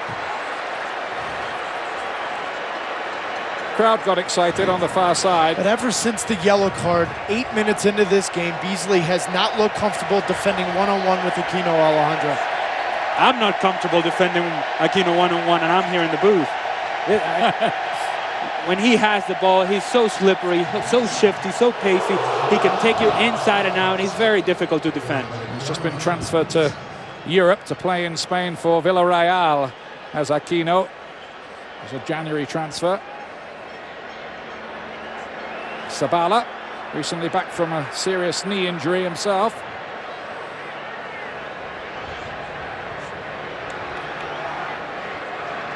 The Mexican crowd having to be patient. They're not really getting on the team's case too much so far. A few boos going into half-time. Nothing much. Zabala and Aquino here.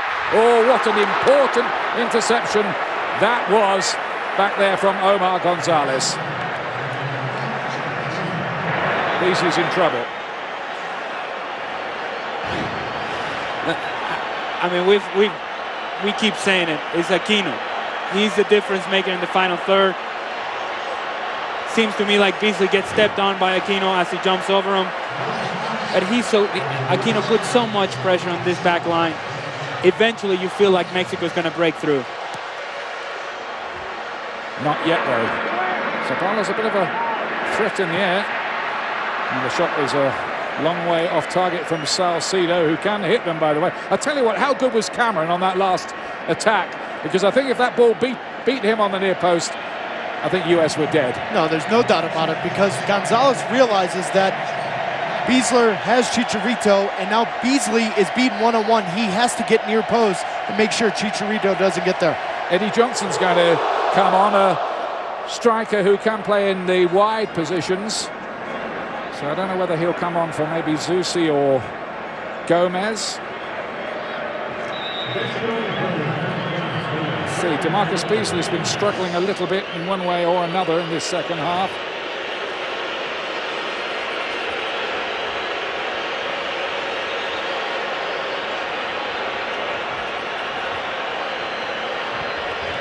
And it's going to be Josie Altidore, by the look of it, who's coming off here to be replaced by Eddie Johnson. So Johnson will go up front, up top.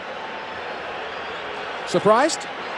Not really. I mean, the fact of the matter is Josie Altidore had 2 or 3 important touches in that first half. And as difficult as it is to get involved as a center forward in this game, you have to somehow leave an impact. I think Eddie Johnson can run the channels a little bit better the second half. That substitution fueled by Gatorade. Eddie Johnson on for Josie Altidore, who doesn't look too happy about it.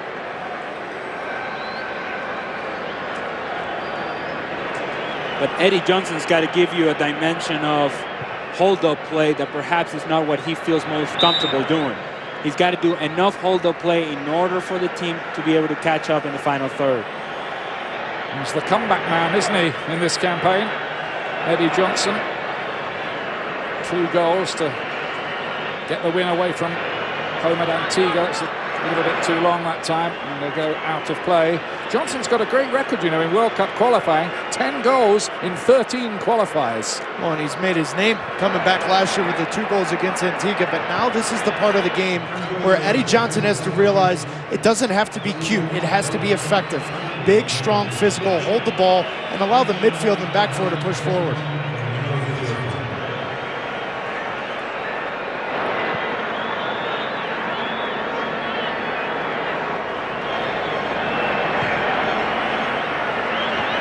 Cut up by Beasler.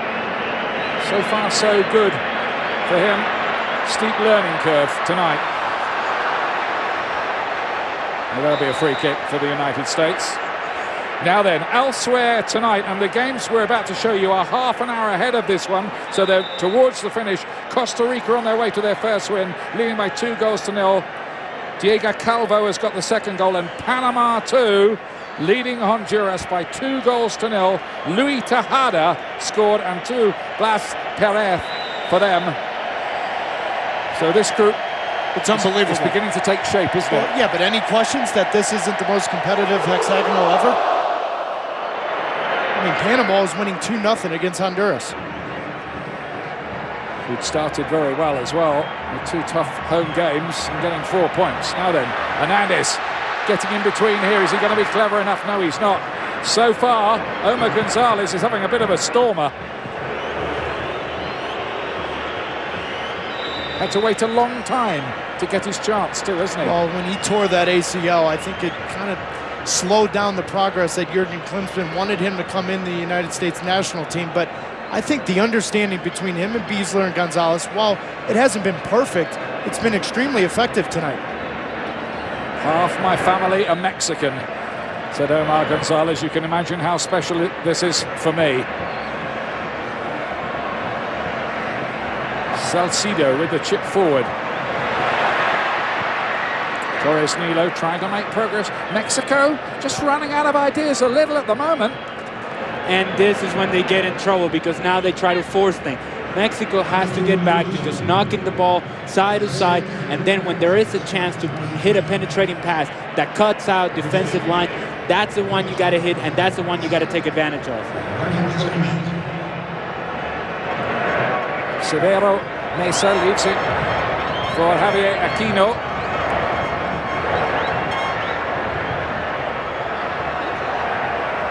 Dos Santos again. So far Mexico have just flattered to deceive a little. Dos Santos, maybe this will be different though. Torres Nilo, no, not going to happen. Got a deflection on the way through, corner.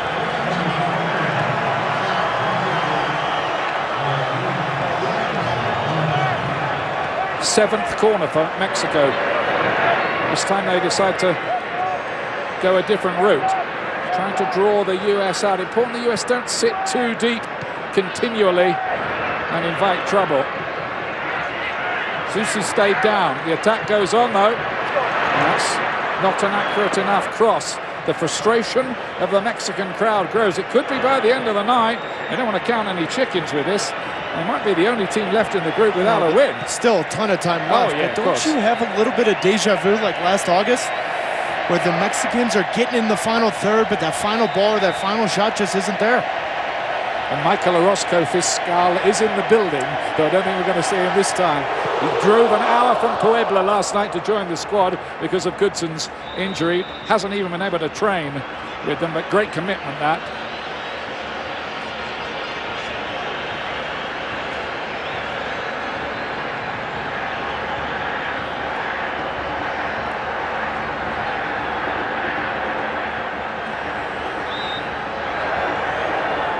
Seen this kind of game before. Will the US maybe even be able to steal one on the break? The old smash and grab raid. ESPN's presentation of US soccer is brought to you by Clear Men's Scalp Therapy. Feed scalp, stop dandruff at the source. Perfect man.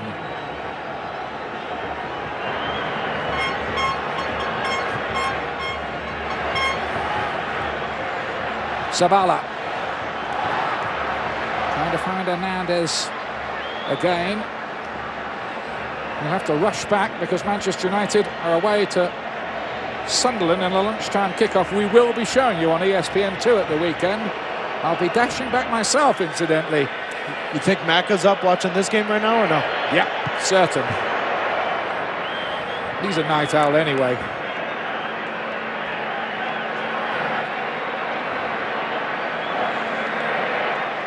Are you going to be in the private jet that Manchester United is sending out here for Chicharito? Yeah, I'd love to be.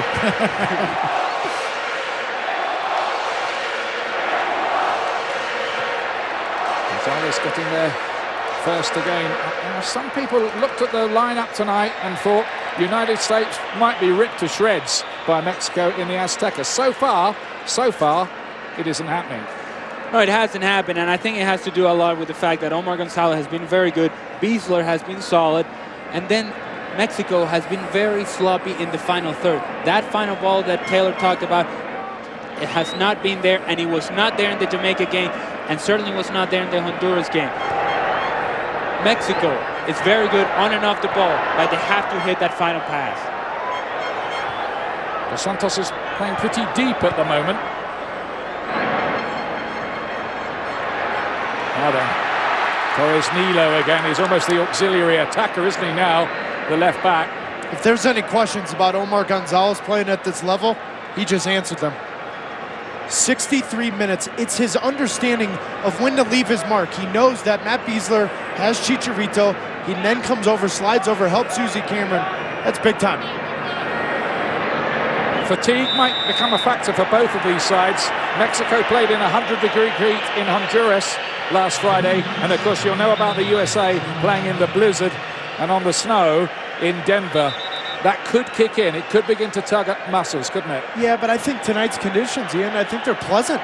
You know, there's no humidity here. I think it's very pleasant to play a game. It's very cool. I think both teams are, there's no team at a disadvantage, to answer your question. Yeah, I just meant 2 tough games in 4 days. I think they're big boys. They can handle it. Should be able to. It's good work for the backroom team too for the United States, giving the players the right amount of rest. The work of the conditioners, the nutritionists, they all play their part.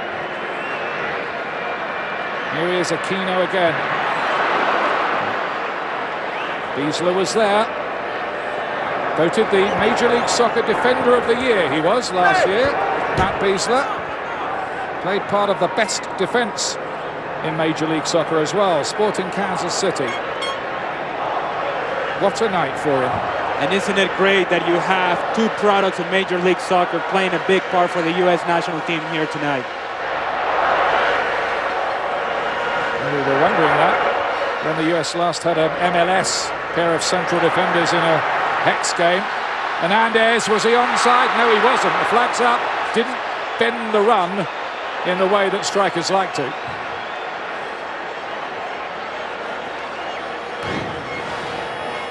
Well, he's just got to hold off his run here a little bit. It's close, but he's offside. Yeah, but did you see Matt Beasler look over his shoulder and stop his retreat? He stopped there. It's a great recognition there to understand that Omar Gonzalez is pulled up. Why not stay high if the only way he can get Chicharito offside is to hold his run? Well, he got a knock in the face there from Gonzalez. Did Giovanni Dos Santos. It looked accidental. Might need a bit of treatment, but not before this attack develops.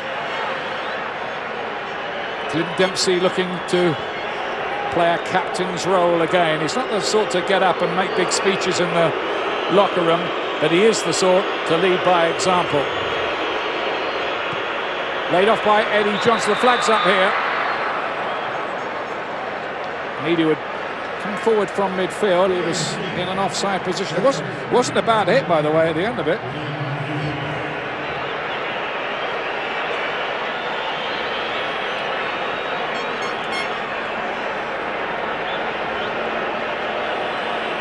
Mexico have had dodgy starts in the hexagonal before. I think they lost 3 of the first 4 when Sven-Göran Eriksson was around, but then qualified easily in the end. It is a 10-game campaign, remember, and big picture of the 6 teams, the top 3 go to the World Cup, the 4th team goes to a playoff with New Zealand. The frustrating part about Mexico starting the hexagonal has been the way those results have come about. A sloppy, disinterested performance against Jamaica, and then having an absolute meltdown late in the game against Honduras.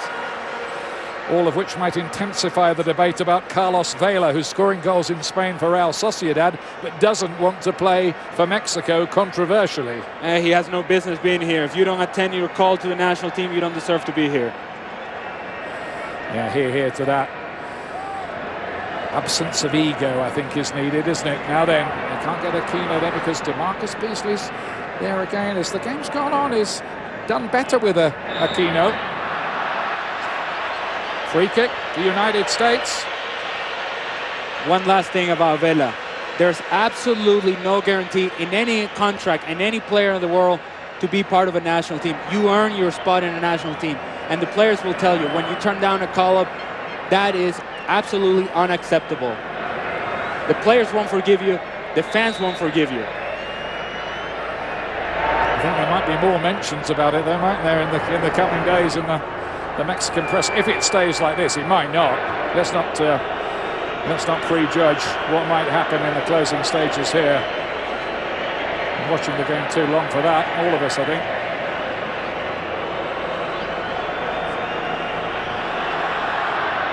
This is quite a mature display from the United States. They've not been on the front foot at all. But for long periods here, they've looked comfortable enough, Taylor. Well, their whole job tonight was to make Mexico frustrated and uncomfortable.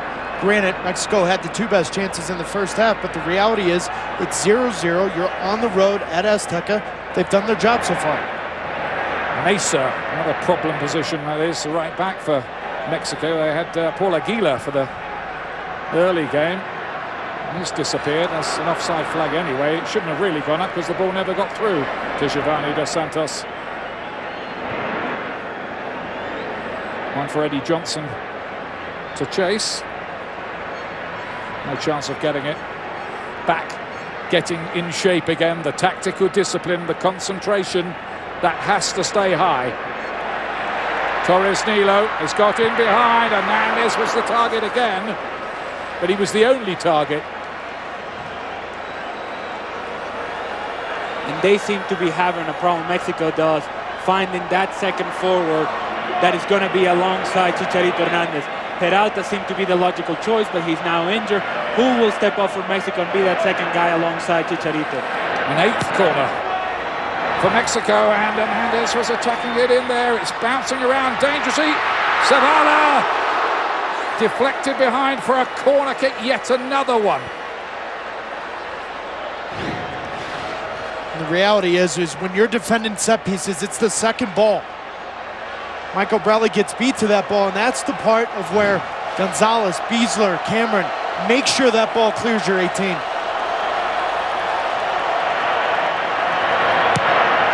Another Mexican corner. Andy Johnson backheads it away.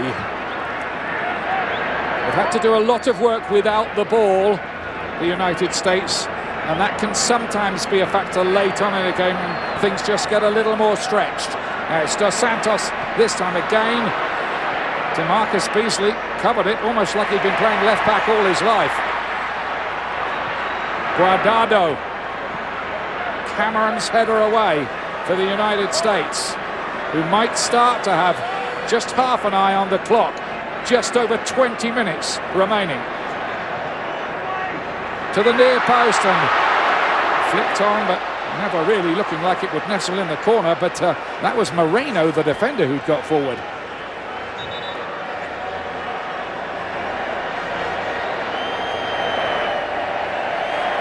MLS Game of the Week returns on Sunday week, April the 7th.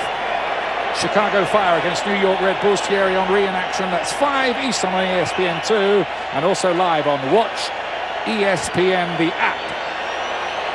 Brad Davis is going to come on. Interestingly here, he didn't even make the bench the other night. A late addition to the squad, the Houston Dynamo man with the cultured left foot, creative type, and he'll just settle into that position where Gomez was playing in front of DeMarcus Beasley. He also gives them a better midfield option out wide to release some of this pressure and keep possession. It gives this team a little bit of swagger because this guy likes to have the ball at his feet. He's able to knock the ball around, and he's able to keep possession for the U.S.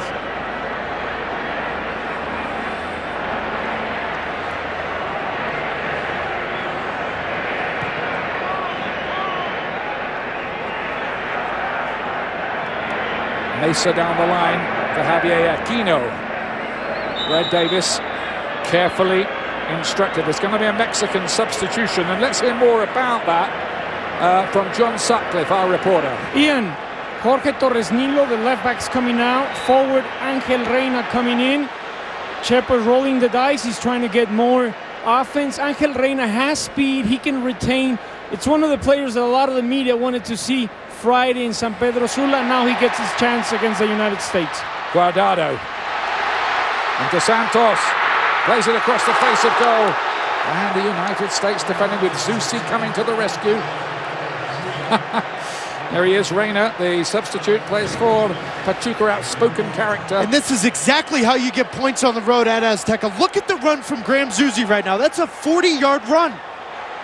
Unbelievable defending from Graham Zusi to not give up on that play. It's not pretty work, but it's vital work. It's effective, Ian. Yeah.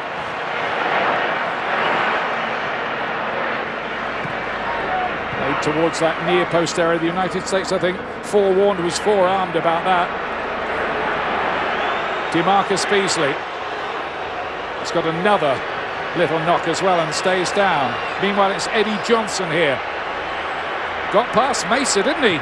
Good burst of pace. Crosses a bit deep. And not even the workhorse Graham Zusi can get to that. Meanwhile, Beasley will need treatment. He's in a bit of pain, two boys. Well, this second half's been eventful for DeMarcus Beasley. He's held his hamstring, he's held his arm, but he's been somewhat solid in this second half. But now you have to think, Klinsmann's used his two subs. Now there's a little bit more than 15 minutes left. Does Kyle Beckerman come on at some point? There has to be a change because Beasley's been struggling this second half. But doing a good job still. I mean, the other night he was nearly man of the match. Some people thought he was against Costa Rica. And he also needed dentistry after that game, by the way, after a big collision with Omar Gonzalez. Was tweeting yesterday about how his jaw still hurt. He's been a bit of a soldier for the US over the last few days. Mesa for Mexico, desperate for a breakthrough to give their fans the win that they need to kickstart this final round of qualifying. You do get the feeling they'll make it comfortably enough in the end to the World Cup. But it's been a difficult start. Here's Aquino.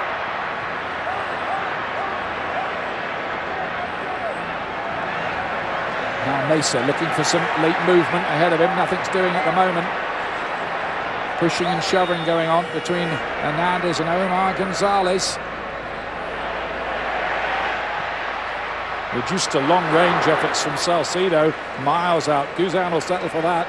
And if you're the U.S., this is absolutely ideal for you. If you look at that particular sequence, that particular setup, there was one guy from Mexico in the box. It was Chicharito Hernandez. Everybody else around the box. There are no runs into the box, no runs off the ball. Check on the final scores in the other games tonight in CONCACAF. Costa Rica have won. They were bottom before the night. They've beaten Jamaica 2-0. They won't be bottom anymore. And a great win for Panama, 2-0 over the previous leaders of the group, Honduras. USA starting the night on 3 points. They hold on here. They can take it to 4. Brad Davis plays it in towards Clint Dempsey.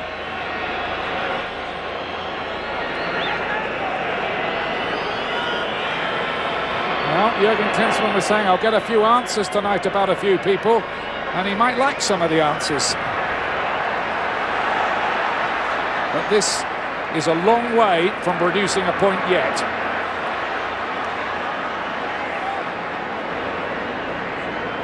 Salcido again. Reina, the new man. Good burst of pace. Nice turn as well. Cuts it back. Aquino, is that a penalty? Aquino goes down in the box. It's not given. And Mexico have been up in arms and protested to FIFA about refereeing decisions in their previous games. Have not got the spot kick they think they deserve. And that's the second call of the night. And it comes in a play where Angel Reina is able to push the envelope and force the envelope a little bit, where he takes Omar Gonzalez down the left-hand side into the box. Good cut back. And, oh, it's so close. It's so close. Adu, I think that's a penalty, isn't it? He's late. He does not play the ball. It's a penalty. He's really got away with one there, I think, the United States. Javier Aquino left in a heap. Well, the reality is it's coming from behind. Yeah. There's no play on the ball whatsoever. The U.S. got away with one. Well, Mexico, maybe rightly, are involved in a vociferous protest about this. And once Aquino was able to put his body between the ball and Maurice Edu, it was always very difficult for Edu to get a tackle on the ball. It's a clear penalty.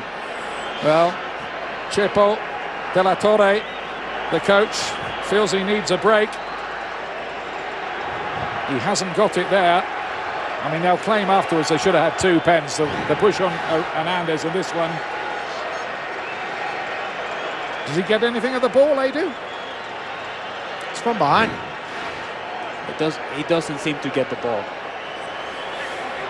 Be honest, I think 9 times out of 10, that's given as a penalty.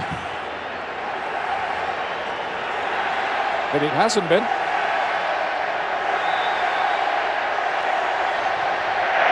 There's the corner kick to the near post.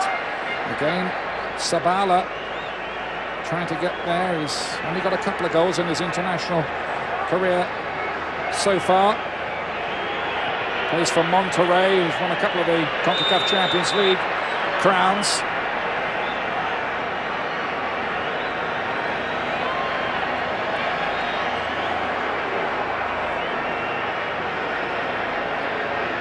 There we are. That's just a reminder of how difficult it's been for the US in World Cup qualifiers away to Mexico. No wins, 13 defeats, 1 draw. Alexi was playing in 1997. At breakfast this morning, Alexi and Casey reminded Alejandro and I about that, I don't know, 30 times?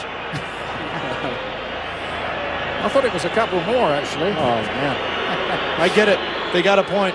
Jeff Congrats. Jeff Agus got sent off in that game as well. It was done with 10 men. Something similar tonight. That's too long for Clint Dempsey, who's been kept quite quiet in this second half, but they've all got through a mountain of work.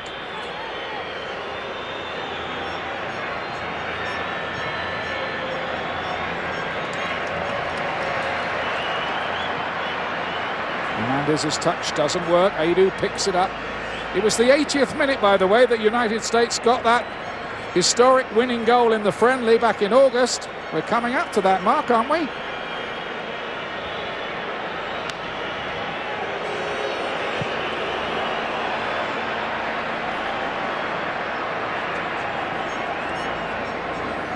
Got to the point, really, from the United States perspective, where if they were to let one in this late, it would be a bit of a heartbreaker, wouldn't it, for them? I don't think there's any question, but to go back on that friendly in August, Brek Shea came into the game and was very dynamic. And both of his games under Jurgen Klinsmann versus Mexico, he's been a game changer. And ironically, right now, it looks like he's on the sideline getting ready to come in. Yeah. Well, he set up the first goal of the Jurgen Klinsmann era, didn't he? Yep. Lovely little run, cut it back. Goal scorer, remember? Robbie Rogers. Yeah. It was in Philadelphia. It seems a long time ago now, that. August 2011. And there's Chris Woods, the goalkeeping coach, giving Brek Shea some instructions. He's with Stoke City with Jeff Cameron now. Shea has been still in a bit of pain from that bad foot injury he had, but not so bad that he can't play. No, but I'm just looking at the team right now. You've already brought on Brad Davis, who is all left-footed. Beasley's behind him. Where's Brek Shea coming into play? Yeah, that's a good question, that. This is on the right. It's quite an aggressive move. Aquino's going off by the look of it. And the Mexicans are going to bring on Omar Bravo, recalled after a 4-year absence to this squad, coming on to win his 64th cap. He scored twice in the World Cup finals against Iran in 2006. A golden oldie. Oh, he's an oldie but a goodie. Certainly a guy that will try to play alongside Chicharito, and is a guy that can score goals. That's why he's on the field right now. Yep, 2 up front now for the Mexicans. Maybe 3 if you count Giovanni Dos Santos as well. He's on the field? You think he's disappeared a bit, do you? It's disappointing. I mean, the fact is, if you're going to have Chicharito play that high, then Dos Santos can't be just standing on the touchline. At some point, get involved. Enthusiasm, something, has had 0 impact on this game. His performances throughout the hexagonal have been lackluster at best. He does not impact the game the way a talented player like himself should. Well, at age 23, you've played for 6 clubs. Here is Dos Santos trying his luck. Almost trying to prove you 2 wrong. It's the curse of the commentator. Well, of course. Don't tempt fate, you see. He hits this beautifully and is curling away from Gusana. I'm not sure that he gets there. A great strike on the ball, very close. Look at that ball move. Yep. Zusi is going off, by the way, for the United States.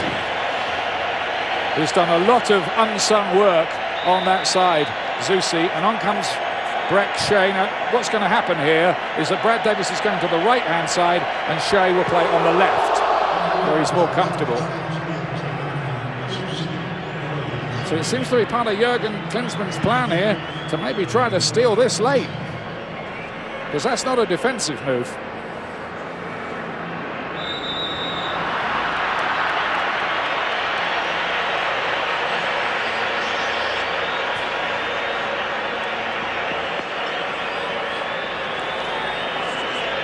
Brad Davis with the delivery. He's very good at that. This is his game with the left foot. And Cameron's come forward from the back. Dempsey's in there as well, and Shea. It was at that end that the United States scored that winner in August. Don't ask me what Orozco Fiscal was doing that far forward, but he was.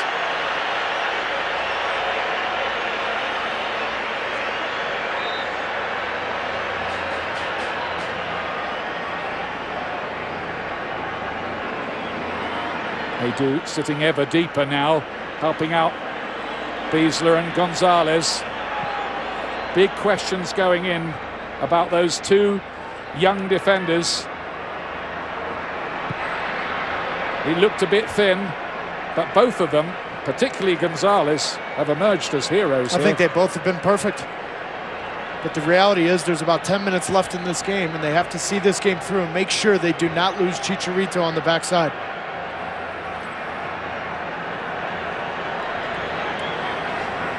I think the concerning thing for me, Alejandro, watching Mexico is just how easy it's been for the United States at times to play through the middle of the park.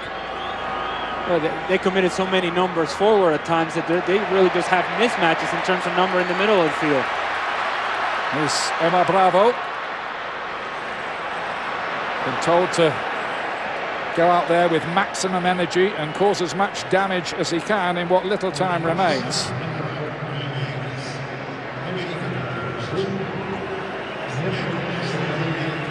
Jurgen Klinsmann, a week ago, it seemed that the camp was in turmoil. A week's a long time in politics. It might be even longer in this game.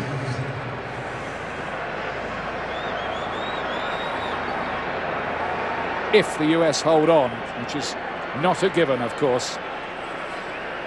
Plenty of late drama, and Mexico will believe they can produce just one moment.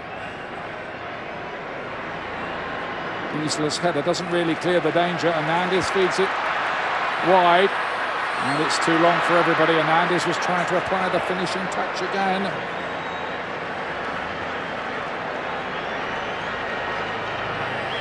It's going to take his time now, isn't he, Brad Guzan, with these goal kicks? No doubt about it.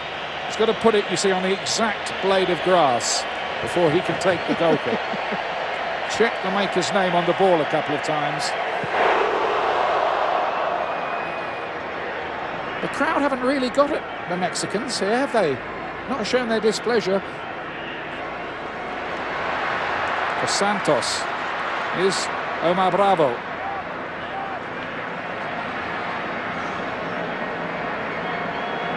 Salcido, still not totally convinced myself he's really a midfield player. But there are people in the Mexican setup who know far better than me. Reina.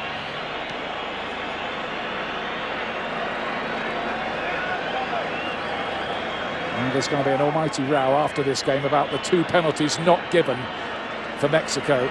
One arguable, the other, if we're honest, looks stone wall.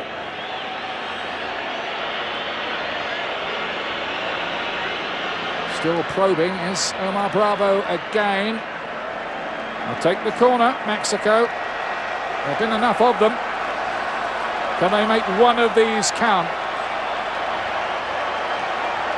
87th minute.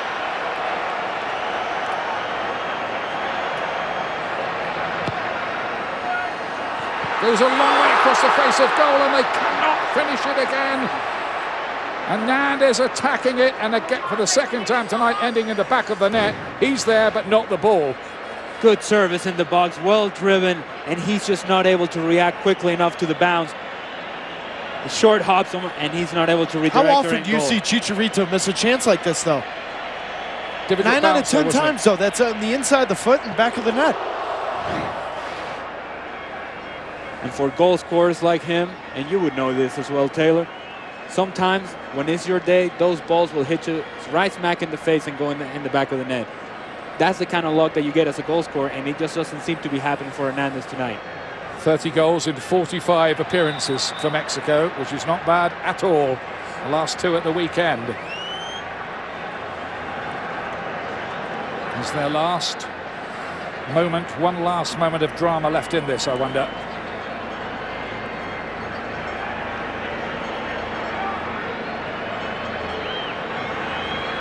Here's Reyes, done nothing wrong at all. Standing in for the skipper Rodriguez. Salcido.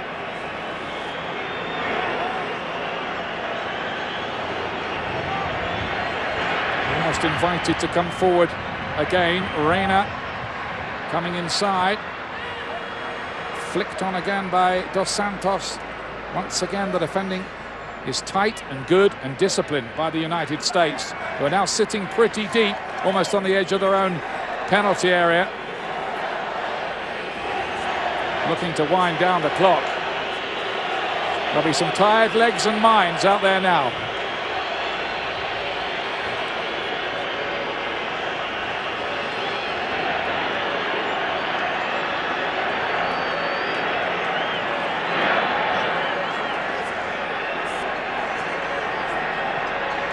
Reina helped it forward.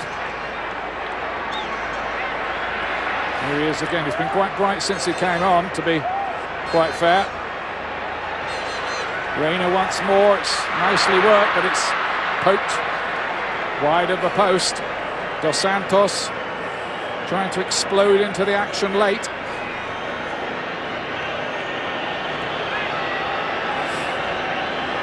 Not since the 1970s has any American player being given a second cap in a big game against Mexico. Biesler filling that role tonight and will be pleased with his night's work. Goes in behind Dos Santos here. Guzan will get there first though. Anywhere will do as far as the USA are concerned now. Are they about to collect only their second away point against Mexico in World Cup qualifying in history? How much stoppage time will there be?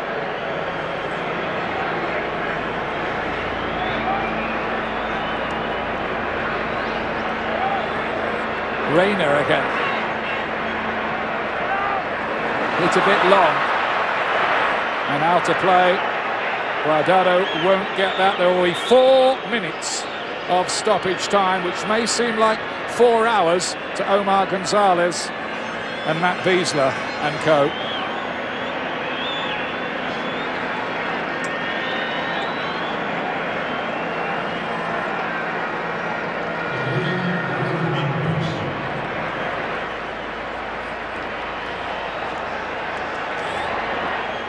Next games, by the way, don't come around till early June, so plenty of time to think and take stock. Shea couldn't hold it, and it's given Reina the chance to run at the American defence.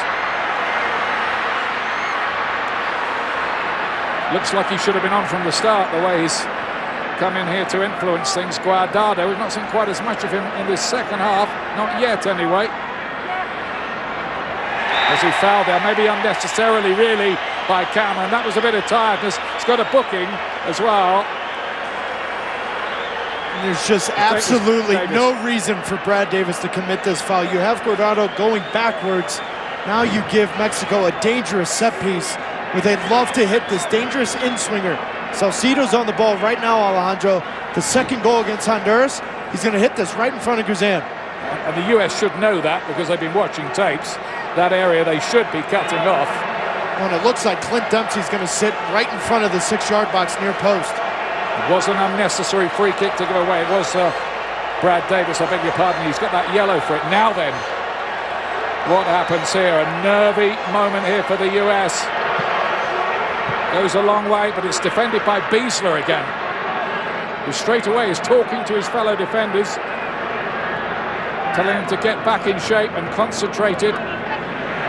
Yet another corner. Oh, it's frayed nerves time, this.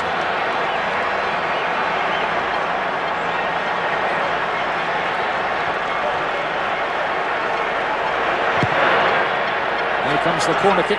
Guzan with a great punch away.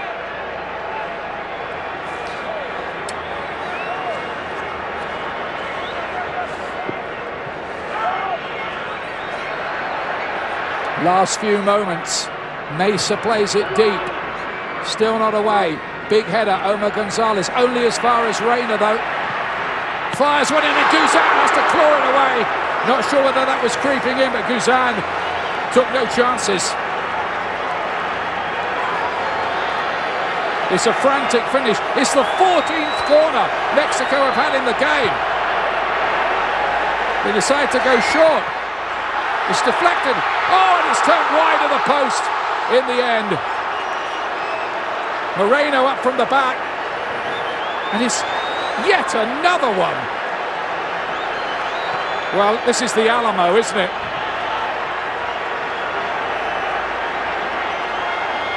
USA want that whistle. This might be the last chance for Mexico. And it goes safely behind. Looks like it's going to be 2 goalless draws at home for Mexico at the start of the Hex, Alejandro. And it's absolute disappointment for this team that expected so much coming into this hexagonal. Nearly there. Jürgen Klinsmann, Martin Vasquez behind, Andreas Herzog, the coaching team. They want the whistle now. How much more, they're saying to the referee. They've had a favour or two maybe from him along the way tonight. And he blows for time. The USA get a priceless away point. Only the second point ever in the history of World Cup qualifiers away to Mexico. And it was a heroic rearguard action.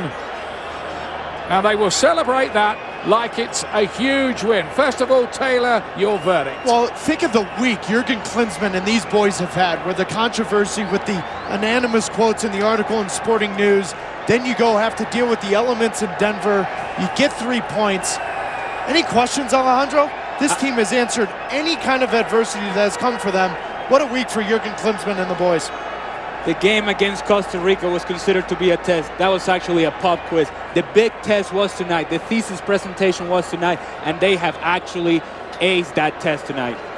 A great performance, I think, and I'd give a man of the match to Omar Gonzalez. Agree with that, guys? I'd give it to both. I'd split it right in half, because I think Matt Besler, in only his second cap, I think both of them deserve it. Frustration, though, for Mexico.